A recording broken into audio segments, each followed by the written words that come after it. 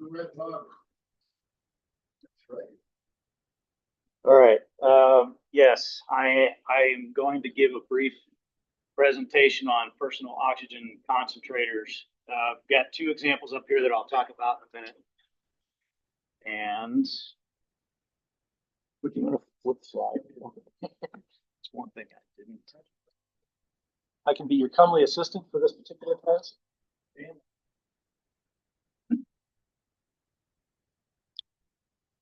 Doing down. Yeah, that's fine. Go ahead. So here's what I'm going to talk about. A little bit about the basic oxygen requirements that we should all be familiar with in Part 91. And maybe some suggestions other times you might want to use oxygen. I'll describe the POC, talk about the regulations, FAA regs behind it, and then offer some examples. Next slide, please. So here are the requirements, and we should all know this, right? We need it between 12.5 and 14 if we're there more than 30 minutes, and above 14, we've got to use it all the time as pilots. Above 15, it's got to be available to our passengers. So no big surprises there. Next slide. So here are some other suggestions, thoughts, considerations. Go with lower altitudes if your body needs it. And I'm a body that needs it. I know from personal experience that if I'm above 10,000, I'm going to be on oxygen. That's just the way my body's made. When I'm diving, I use more oxygen than the person next to me. When I'm flying, I use more oxygen or need more oxygen than the person next to me. That's the way I'm built. FAA then recommends at nighttime above 5,000 use oxygen for best acuity. Get oxygen to the eyes. Next. Okay, so what's a personal oxygen concentrator? It uses this technology, the pressure swing absorption technique, to filter out anything but oxygen. It lets oxygen pass through and it traps the nitrogen and other gases. And it does that with the sieve beds, and I'll come back to sieve beds towards the end of the presentation. Next slide. It's a glorified filter. That's what it does. So it doesn't generate oxygen. It pulls the oxygen out of the air. Next slide. Getting into the regulations, because when I started looking at this, I was asking, well, is this legal to use? Why aren't more people using them if it is legal? So first of all, in terms of these POCs being able to be used on any aircraft for any purpose by anybody, prior to 2016, May of 2016, the FAA had to test and certify each POC, and then they had a list, a published list of these are the authorized component or units that you can use. After that time, they have allowed the manufacturers to do their own self-test on it. And this AC advisory circular, you know what? I'm going to trick you here. Could you use the mouse and just click on AC? Oh. Down one. Another one. Yeah. There. Oh. There it is. Click on that. Just real quick, an advisory circular is a publication that the FAA puts out to tell you how to comply with the FAR. So it's non-regulatory, but essentially this is what you need to do to comply with that which is regulatory. So it's an explanation, and it is. It's an interesting way. Yeah. Okay. Can you click on that right there, please? All right. Back to the AC. So it gives a lot more explanation of these POCs and certifying them for use in flight. And now the units that, rather than being published by the FAA, now they have to have a label on them stating that they're in compliance with the FAA's requirements for a POC, and I'll get to that in just a minute. So it's interesting that whatever POC you choose to use, it either has to be listed by the FAA or have this label on the back, one or the other. Yeah. Next. here is the acceptance criteria for a POC. I didn't look up the 21 CFR stuff, but it has to comply with the FDA. Can't radiate radio frequency emissions, so no interference with our electric components. Doesn't generate a compressed gas, and that's what I was talking about. It doesn't generate anything. It filters out oxygen. And no hazardous material. No hazard. Next. There you go. The label, and I'll show you an example of the label that's supposed to be on the back of these. That says that this POC complies with those requirements. Next. And by the way, you can see this like 8.2, 8.1. That's a paragraph out of the AC that I grabbed, that just the pertinent stuff for our purposes. But that's all this label has to say. And then the company is saying that we comply with those requirements by putting this label on the unit. Next. Boy, that was a good looking aircraft. It was. Handsome love there. Let me know if you see your aircraft in any of these slides. On something in passing, how many people have used a personal oximeter to test your oxygen saturation at altitude? Because if you hadn't, you should. And I'm like Don, my critical altitude's between 8,500 and 9,000 feet, and I'll drop down to 90. Below that, I want something else. So you should know what yours is, so you know when to put it on. What are you considering acceptable? When I'm sitting on Earth in a hyperbaric chamber, I'm lucky to get 98. So when I get down to, when I am down around 92, I'll put it on. You're way too low. You're too low. Yep. Minimum 90. I teach pulse oximetry. That's why I was asking. But no, because it's Americans are conditioned to think that 80 is passing, 90 is good, and 100 is bad. And that's not true with pulse oximetry. So 80, you're a PO2 of like 60, 62, you're real close to the edge. Yeah. That's why I was asking, are you trying to get above 95? Yes, I'd like to see 96. That's where I'd like to operate it. The other thing is that it would be very useful, take somebody with you who's on it, to find out what your symptoms of hypoxia are, because they are different for everyone. I get little pinpoints in my sight. My wife gets very angry, and it happens. And my daughter cries uncontrollably. So all three of them are different, you know. But I can kind of figure out. And now, fortunately, my wife and daughter's critical altitude is a little higher than mine, so I don't have to worry as much about it. But it's still there. No. But it was hysterical. You look what back. I hear you saying is that you took your wife and your daughter to altitude and observed them until they got hypoxic. Right. Well, exactly. And well, the thing was too is we needed to know where it needed to be, because lots of times if it's not too long a flight, I'll fly at an altitude where my wife doesn't have to put oxygen on because she hates it. Okay, you know. So there are trade-offs, but you should understand what yours looks like. Yeah. Yeah. So it is worthwhile doing so that you have a handle on it. Sorry. Where have you gone to get that? Have you gone to an altitude chamber? No, I did go into an altitude chamber, but that goes so high you get really stupid in a hurry. But I just wanted to see, because it's insidious. It happens slowly.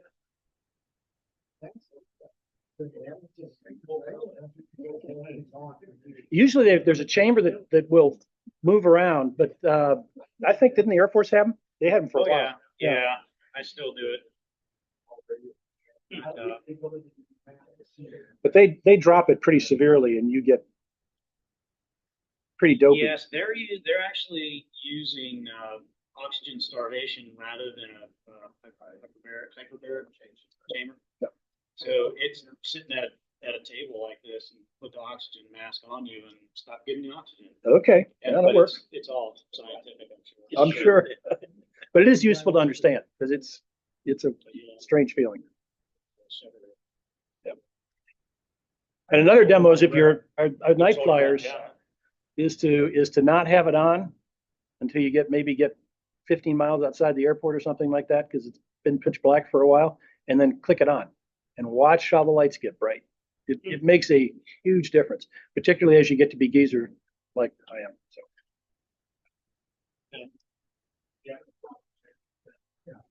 That's a lot of been past with flying and I have to watch them overnight. And it's even a percentage. Really? Yeah. Yeah. Well, if your significant other where nail polish have glitter in it, it will not work at all on the thing. That's true. No. So if that's the case, That's the, you're talking about the oximeter that you, or the, yeah. So Yeah. the absorption is wrong and it just gives you a BS answer every time. Actually,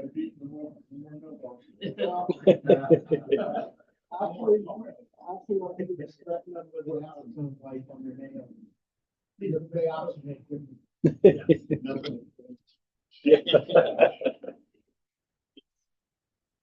Let's see, this is another regulation, installation and cabling.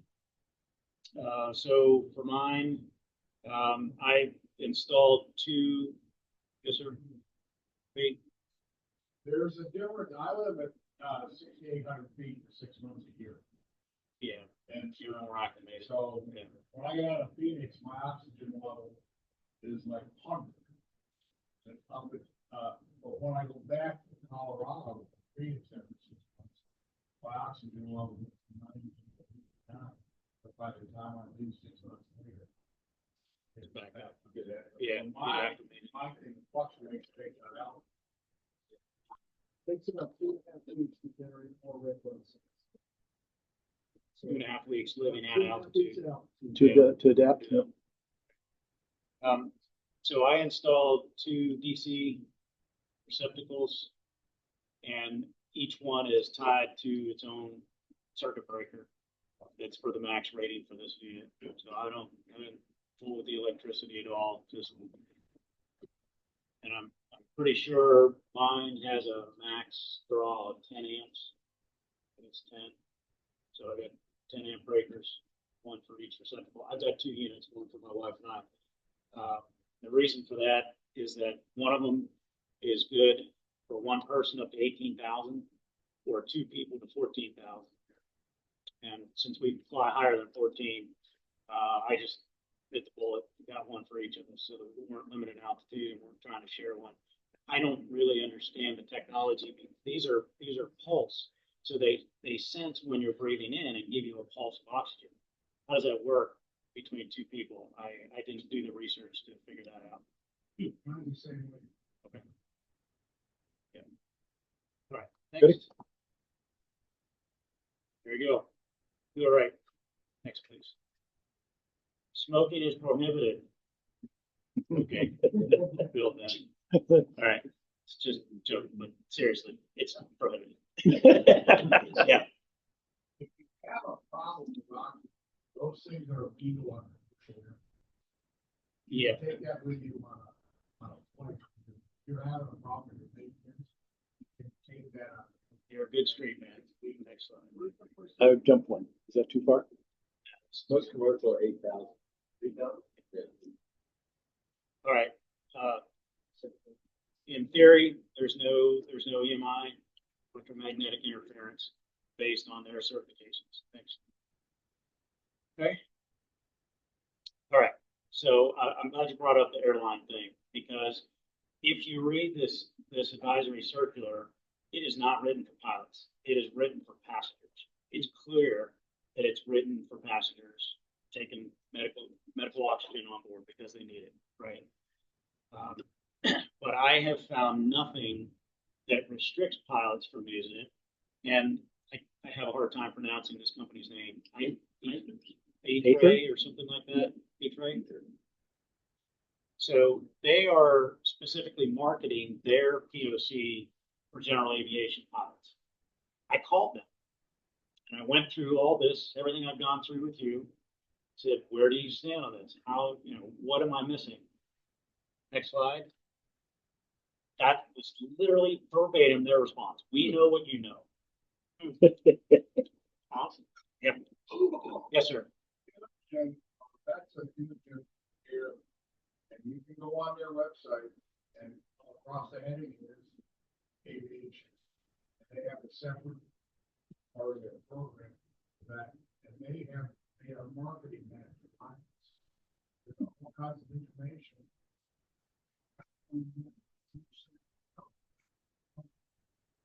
Now, Inogen Aviation, the website, that is a separate company. That's not an Inogen company.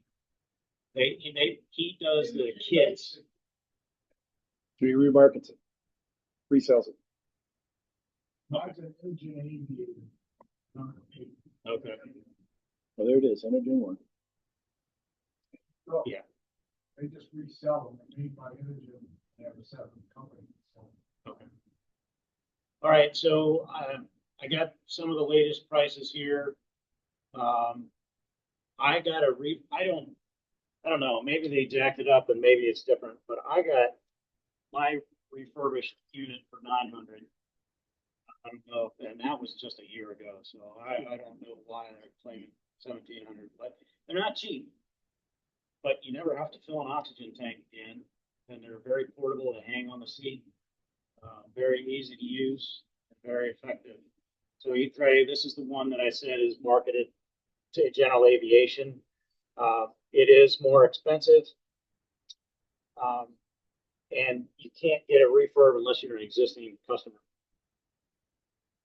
All of these 3 examples have that sticker on the back. They're all authorized. They're all certified for aviation use. Now, the recurring cost is an interesting one. I mentioned the sieve beds. That's the filter, if you will. Both these companies recommend replacing them every 1 to 2 years, I believe. And they have monitors on them that'll tell you when to replace them. The E-Tray, again, you can't do it yourself. These 2, you can buy the sieve beds and put them in yourself. E-Tray, you can't. You got to send it back to them, and it's additional $900 every 2 years. And they do they do the full checkout of the unit and replace the beds. But there you have it. This website is the one that I used. They're just a distributor. They're distributor for a lot of models of POCs and other oxygen equipment. I found them very easy to work with, and very helpful.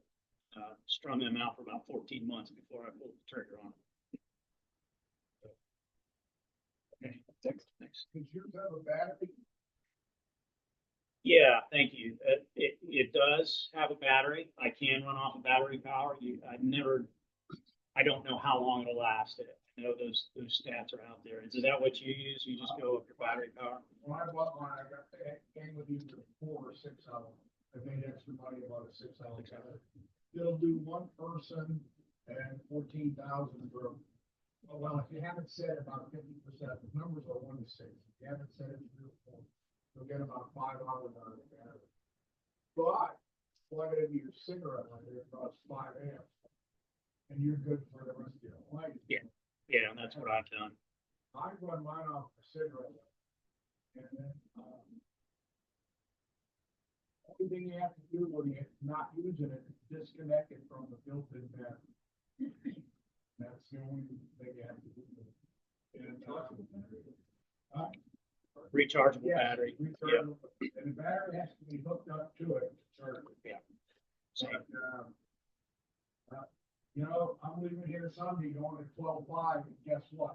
There's nobody who'll fill an oxygen bottle here in Colorado on Sunday, and I don't need to do that.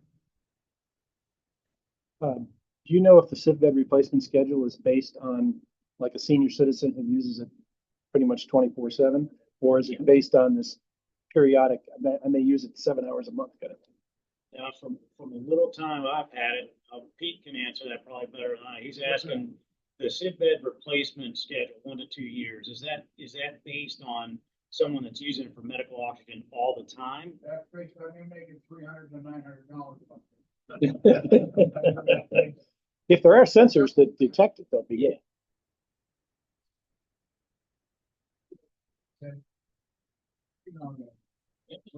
So every now and then, I've never changed mine, but I don't have a lot of hours. Yeah. Right. I think it goes better. So it's a usage kind of thing. Yeah.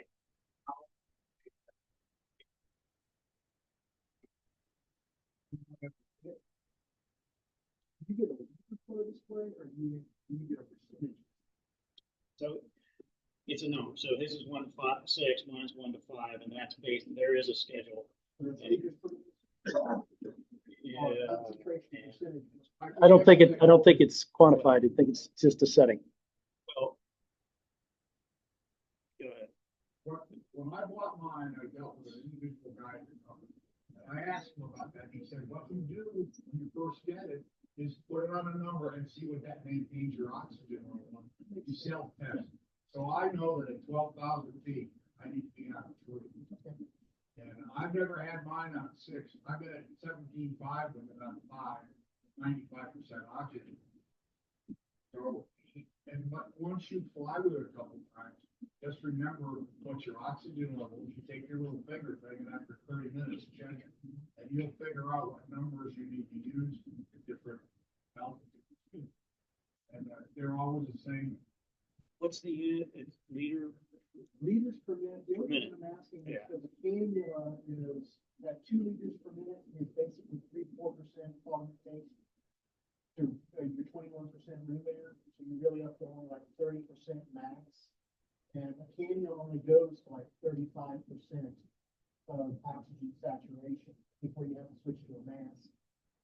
So I was just wondering if that was just mine goes to 11, or if that was an actual liter flow or a Well, percentage flow. it is correlated to a liter per minute flow, but I don't remember the numbers. It's on the paper with it, but I mean. Yeah.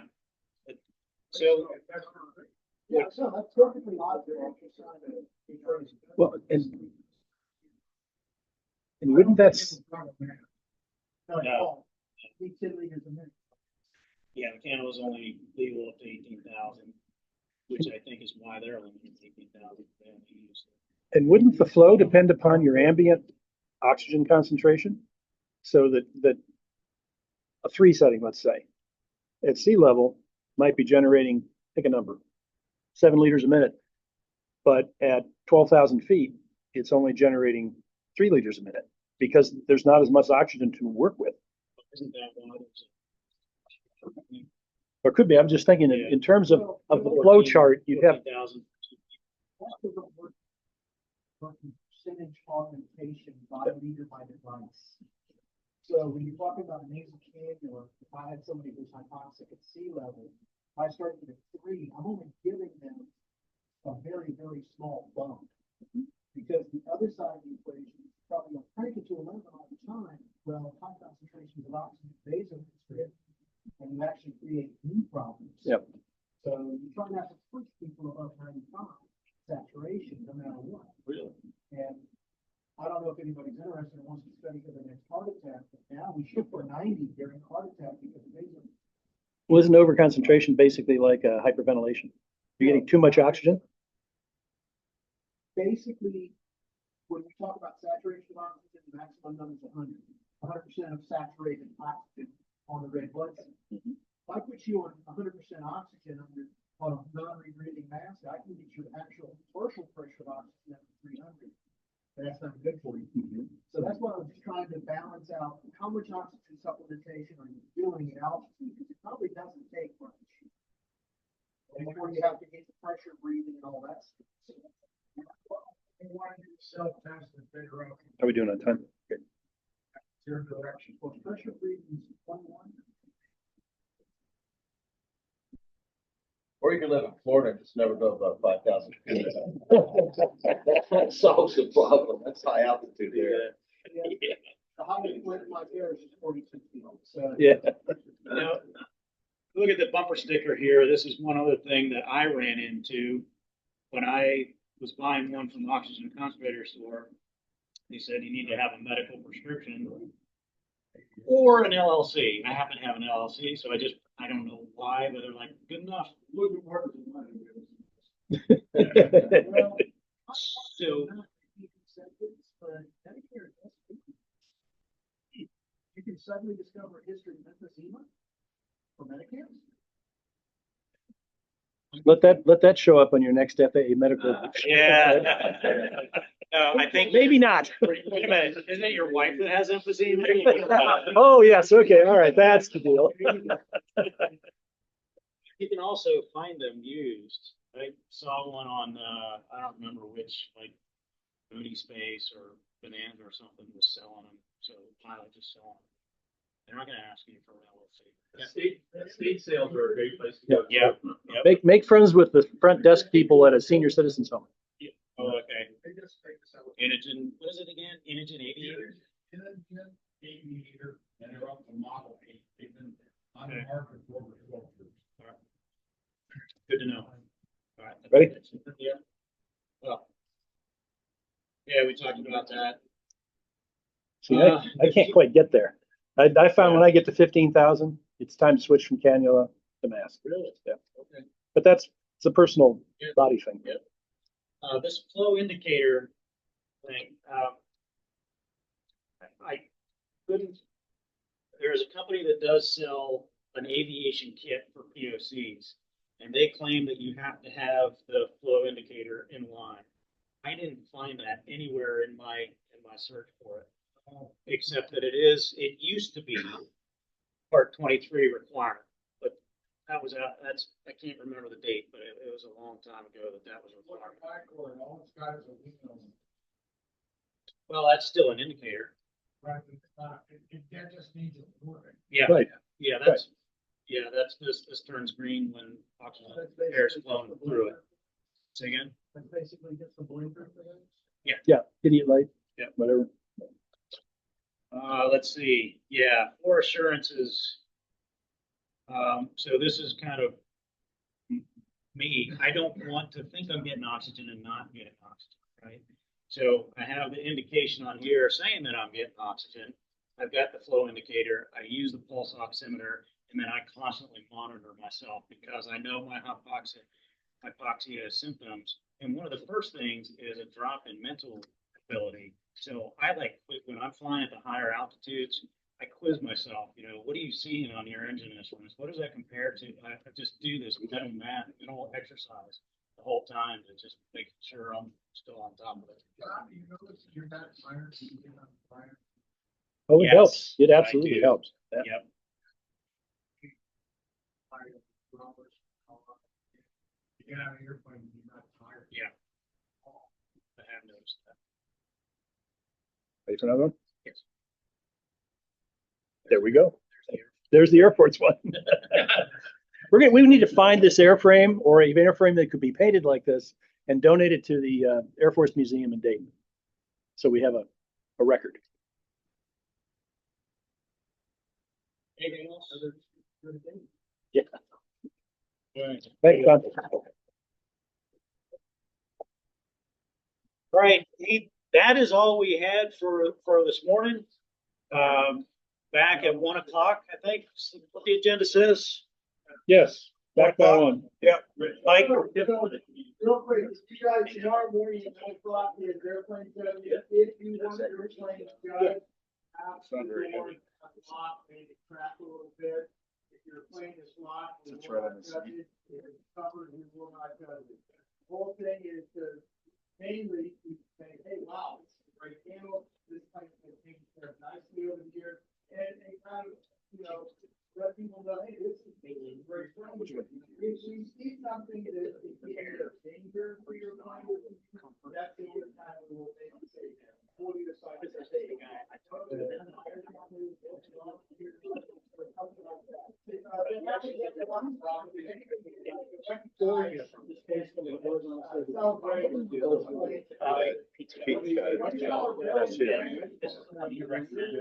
Yeah, they're both about.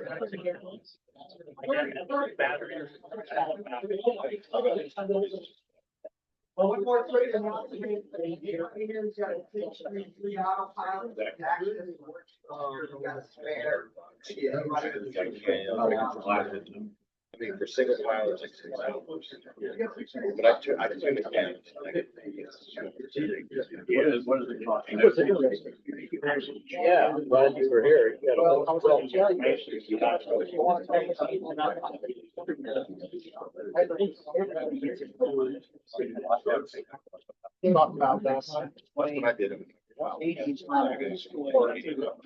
Talk about that. That's what I did. No. But anyway, yeah. One guy in there, that's me positive.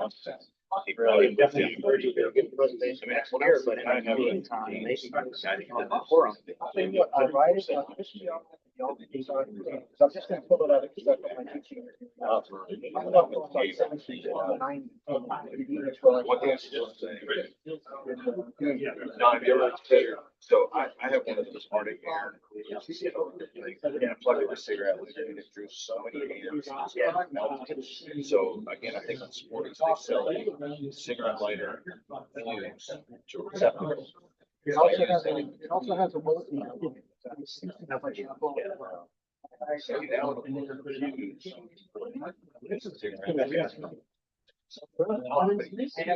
My aux breaker pops out and chunk of ice would go into that thing. Yeah, so I got rid of that stuff. It's never hot. I just, that's Never hot. Thanks for the contribution on that. No, not a problem. I was telling you, no one. I'll write it up, give it to y'all. I'm just gonna put it on my experience. I had them installed two, I have two USBs. Yeah, and then I have a plug-in one that's got USB and USB. Yeah, it's got the volts and the amps. I installed some of these in the back of my console. I just plug it in back there. And get it up to worked out well. I was doing interior mod anyway, so it was perfect. Yeah. I had everything torn That's apart. kind of put like those speakers back there, picked up over. Yeah.